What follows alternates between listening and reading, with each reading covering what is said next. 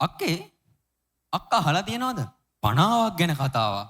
මම හිතන්නේ ඔව් මල්ලි. හැබැයි මේක නිකම් පණාවක් නෙවෙයි. මේ පණාවට ලොකු වටිනාකමක් වගේම ලොකු අතීතයකුත් තියෙනවා. ඔව් මල්ලි. අතීත වර්තමාන පරම්පරා දෙක අතර ඇදහිලි විශ්වාස පාරම්පරික දැනුම මති මතාන්තර පිළිබඳ වූ ගැටුමත් අන්නේ කියන ගැටුම නවීන තාක්ෂණයත් එක්ක වර්ධනය වෙලා තියෙන ආකාරයත් එනිසාම ඇතැම් පාරම්පරික වටිනාකම් කුණු කූඩට විසිවිලා තියෙන අයුරුත් මේ කතාවෙන් මොනවට පැහැදිලි කරලා දෙනවා. අපේ පැරණන්ගේ සමහර වටින දේවලුත් මේ වගේ කුණු කූඩට විසි වුණොත් නම් අපිට ජාතියක් විදිහට අපිටම කියලා සංස්කෘතිකයක්වත් නැති වෙනවා. ඉතින් මේ නිසාම තමයි අපි මේ දේවල් වලට නිසි තැන, නිසි වටිනාකම, නිසි කාලයේදීම ලබා දිය යුතු වන්නේ. එහෙනම් කල් වෙලා නොගෙන හැරෙමු කතාව පැත්තට. මේ කිරියත්තගේ පණාව.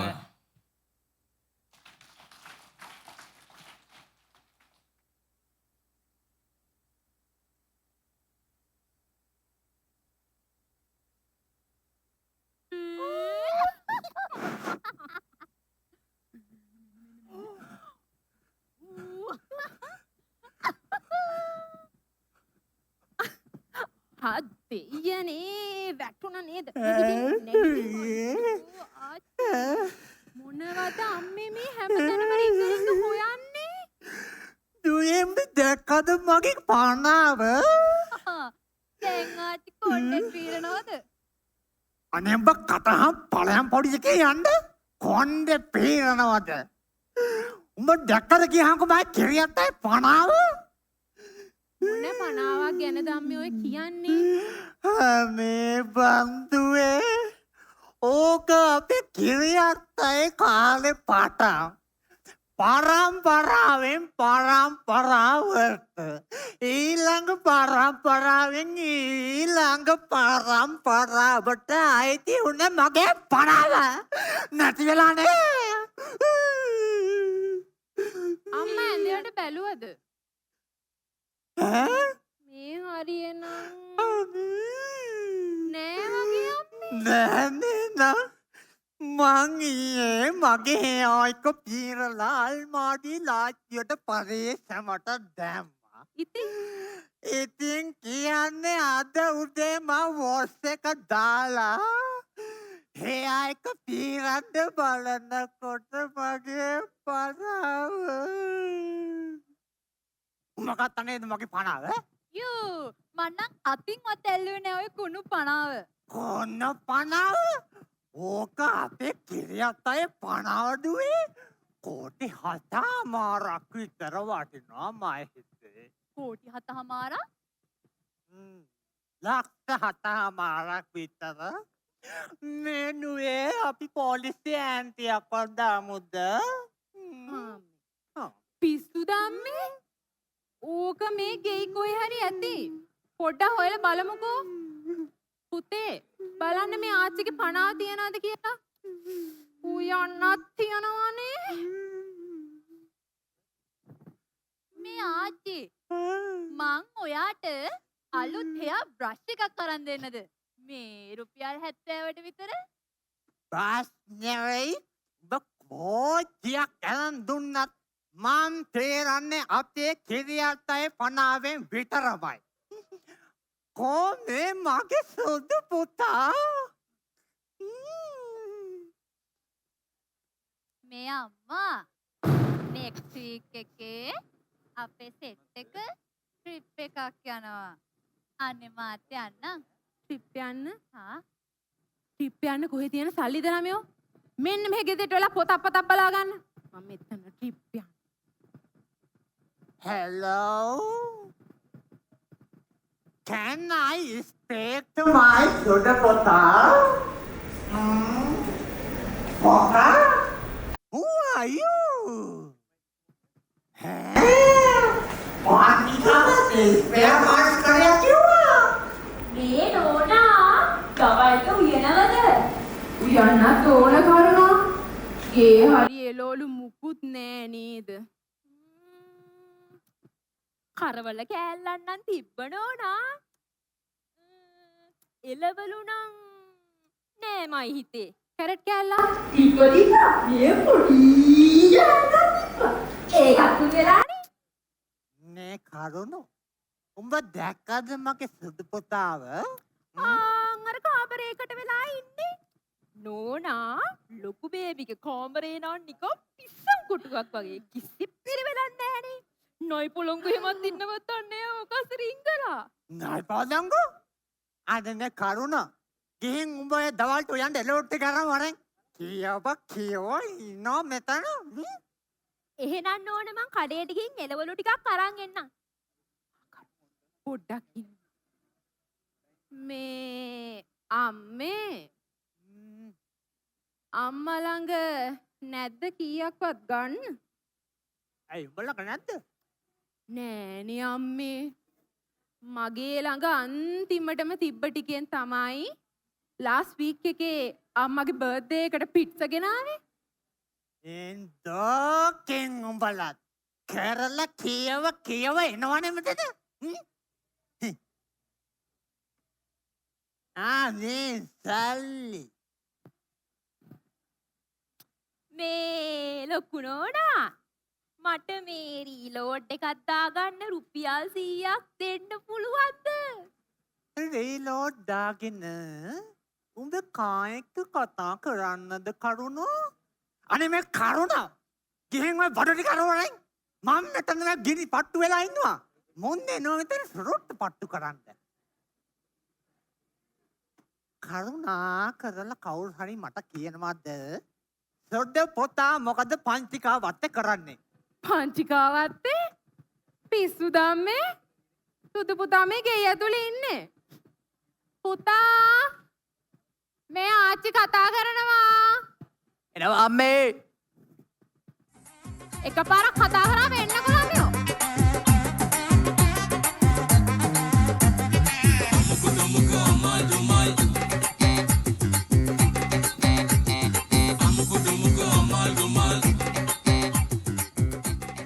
ආච්චි අම්මේ. සුදු පුතේ. ආච්චි අම්මා.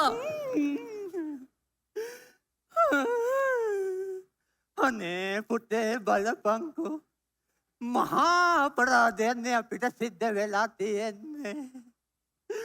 පුතා දන්නව නේද? අපි කිරියත් අය පනාව පුතේ. පනාව? කිරියත් අය පනාව පුතේ. ඒක හොරකම් කරලානේ. හොරකම් කරලා? අයියෝ මහා අපරාධයක් දෙයනේ සිද්ධ වෙලා තියෙන්නේ. මයි පපුව වන්නේ දෙයනේ මා පොළොව නූරන මේ අපරාධෙට. කිසි දෙයකට බය වෙන්න එපා මේ සුදු පුතා ඉන්නකම්. මං හොයලා දෙන්නම් ආච්චිගෝ එක් කිරි පනාව හොරකම් කරපු අත්තව. හොයයි කියලා තමයි බය. දැන් ආච්චිට හොඳටම විශ්වාසයිද ඔය පනාව හොරකම් කරලමයි කියලා? ඉතාමත් වැදගත් ප්‍රශ්නයක්. හැබැයි මාච්චි මේ සම්බන්ධයෙන් කාවද සැක? සැක නේද? කීපදෙනෙක් ඉන්නවා පුතේ. හැබැයි මට ඔය කාටත් වැඩියෙන් සැක අර බෝඩින් කොල්ලාව. මේ මගේ දසුන් අයියව? මගේ දසුන් අයියා මොකටද ආච්චි කාගේවත් පනාවක් හොරකම් කරන්නේ? නැවතත් ඉතාමත් වැදගත් ප්‍රශ්නයක් අප වෙත යොමු වෙනවා. හැබැයි මාච්චි ඇයි දසුන් අයියව සැක? සැක නොහැටේද සුදු පුතේ? හැමදාම බැලුවොත් ඔය කොල්ලා උදේ පාන්දරම කුකුලාට අරන් ගෙදරින් පිට වෙනවා. ඊට පස්සේ මහරේ යකු ගස් නගින වෙලාවට ඕන් ගෙදරට ඇවිල්ලා ඔය කාමරේට වඩිනවා. පොය දවසකටවත් නෙවෙයි මේ කොල්ල ගෙදර ඉන්නේ.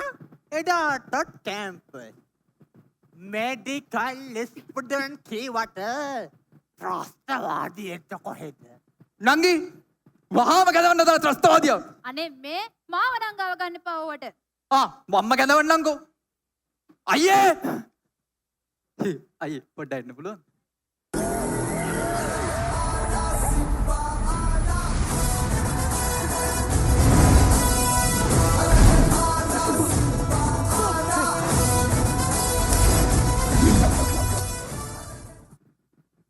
මොකද මල්ලි කලබලේ කාටද අසනීප වෙන කාටවත් නෙමෙයි අයියේ. අයියට තමයි තව ටිකකින් අසනීප වෙන්න වෙන්නේ. මෙතනින් ඇවිත් පොඩ්ඩක් ඉඳ ගන්නකෝ. දැන් අයියේ මේකයි කතාව. අපේ කිරියත්තගේ ආච්චිගේ පනාව ඔබ විසින් සොරකම් කර ඇති බවට යෝජනාවක් එල්ල වී තිබෙනවා. චෝදනාවක්. අනේ මේ සම්බන්ධයෙන් යුෂ්මතා වැරදිකරුද? නිවැරදිකරු. මේ මොන කොලමත් කාගෙවත් පනාවක් අරගෙන මට පිට කන්න මොකක් කිව්වා? උඹට පිටක අහන්න අපේ කිරියත්තේ පණ වෙන්න වෙන එකක් තිබෙව නැද්ද? ඔව් දැඩේම තමයි මට පිට කන්න ආච්චි සැකකරු වේදනාව ප්‍රතික්ෂේප කරනවා. චෝදනාව. අනේ මේ ආච්චි මේ සම්බන්ධයෙන් වෙනත් කසකරුවන් සිටීද? වෙනත් නේද?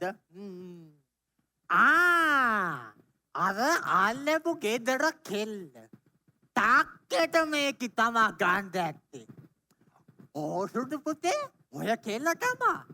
කිසි හැදයාවක් නෑ මහා ශ්‍රෝබන එකියා. කොයි වෙලේ බැලුවත් කොන්්ඩෙ කදාගෙන මේ මිතින වටේ කැරකෙනවා. නංගි වහම කැඳවන්න දාලා සැකකාරයෝ. අනේ මේ හරි මම්ම කැඳවන්නම්කෝ හලෝ බබා ඔයා මොකද කරන්නේ ඔව්වනේ මම මේ බෝඩි මේ ඉන්නේ නෑ අනේ තාම කෑවේ නෑ මේ ඒක නෙවෙයි බබා ඔයාට පොඩ්ඩකට මේ පැත්තට ඇවිත් යන්න එන්න පුළුවන් ඔව්වනේ මේ පොඩි ප්‍රශ්නයක් වෙලා පොඩ්ඩක් ඉක්මනට එන්නකෝ හරි මං තියන්නම් I love you bye එයා දැන් එයි නේ ඔය දරුවට මොකද්ද ඒ කෙල්ලත් එක්ක තියෙන ඇයි හොඳ අයියෝ? what do you mean ඒ මගේ girlfriend අපි දෙන්න එක කැම්පස් එකේ එක ෆැකල්ටි එකේ එක බැච් එකේ එක ගෲප් එකේ ඉගෙන ගන්නේ ඕක බඳින්න වෙන්නේ.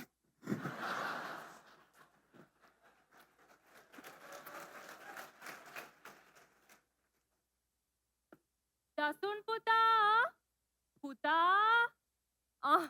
පුතා ඇත්තටම මේ මොකද්ද වෙලා තියෙනවා කියන ප්‍රශ්නේ නෑ ඔව් දසුන් මොකද්ද ප්‍රශ්නේ මම මේ අම්මව වැඩ ඇරිලාව ගමන් එක්කන් ආවේ මං කියන්නම් නංගි.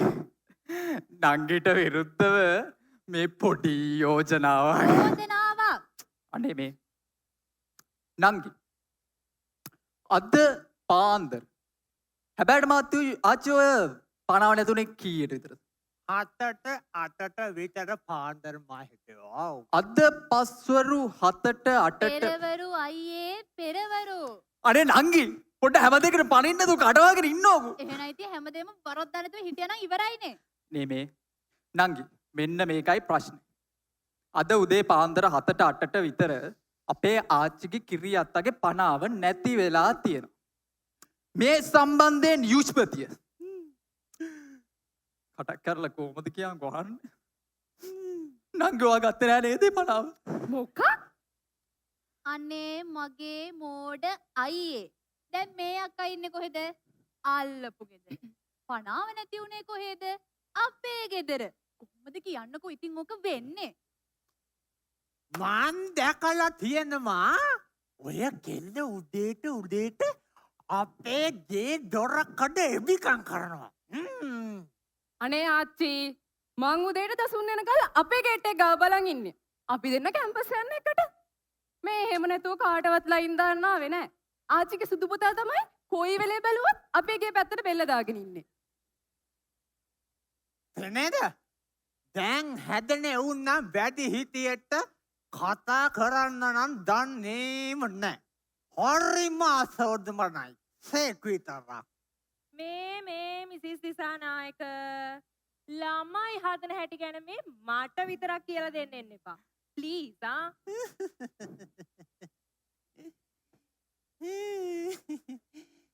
දෙමව්පියෝ ඉතින් වැඩවලට ගියහම දරුවෙක් කොහොමද හදියට හදාගන්නේ? හානේනේ අපේ ගෙදර තමයි බෝ පැල වගේ ළමයි. යස බෝපැලේ. දැන් ආච්චි ඔය ශලනියක්කට චෝදනා කරන්නේ. ආච්චිට සාක්ෂි තියනවද? අක්කා මෙහෙ ආව කියන්න. මන්නන් දැක්කේ නෑ අක්කා අද මේ පැත්තට එනවා. මාත් දැක්කේ නෑ. ඇස් කැඩෙනකම් බලන් ඉඳලත් ආවේ නෑනේ. එන්නෙත් නෑ. එන්න දෙන්නෙත් නෑ. හරි මිසිස් දිසානායක මට කෙලින් කියන්නකෝ මෙතන ඇත්තටම තියෙන ප්‍රශ්නේ මොකද්ද කියලා? ප්‍රශ්නයක් නෙවෙයි මෙතන මහා බරපතල අපරාධයක් සිද්ධ වෙලා තියෙන්නේ. අපරාධය? ඒ මොකද්ද? දන්නේම냐? ලැජ්ජා නැතිකම මහා මුදල්කමට ඉහළයි කියනවානේ. එතකොට දැන් ඔහේ කියන්නේ මගේ කිරියත් අය පනාව ගත්තේම නෑ කියලා. බට් මම මොකටද කාගේ පනාවක් ගන්නෙ? Are you mad? ඒක තමයි අපි මාත් ඇහුවේ. අපේ හරි මහන්සි අප්පා. මේ රාජකරුණා නෝනා අම්මී දැක්ක කල්. කරුණා කොහොමද? වරදක් නෑ නෝනා. නෝනා අරගෙන ඇදුන්න ෂැම්පු එකයි කන්ඩිෂනර් එකයි ගාන. දැන් මගේ කොණ්ඩේ අනේක සේහින් අඩු වෙලා. අපේ මේ ලොකු නෝනටත් හොඳයි ඒක පාවිච්චි කරන්න. එන්නේද? ෂැම්පෝ ගෙන දීලා ගෙදර උන්ව නම්මගෙන මදිවට මගේ පනාවත් පොරකම් කරලා. අනේ මේ බීට් බබා බීට්. අනේ මේ මිසිස් දිසානායක මට තවදුරටත් මේ විදිහේ බොරු චෝදනා කරොත් එහෙම මන් දානවා අපහාස නඩුවක්. අන්න හරි අම්මේ ඒක තමයි කරන්න තියෙන්නේ අම්මා. හා මේ මොකද මේ කලබල? ටිකක් සංසුන් වෙන්නකෝ. කට්ටියම බොමුද සීතල වතුර වීදුරුවක්. අම්මේ මේ අම්මගේ පරම්පරාගත පනාව හම්බුණා. හැබැයි මේක තිබුණේ නං ටොමියාගේ බලුකූඩුව ඇතුලේ. ටොමියාගේ කරුණා වතමා අපේ අප්පා මේ අර ලොකු බේබි බල්ලගේ හුරි ගහන්න ගන්න පනාවනේ.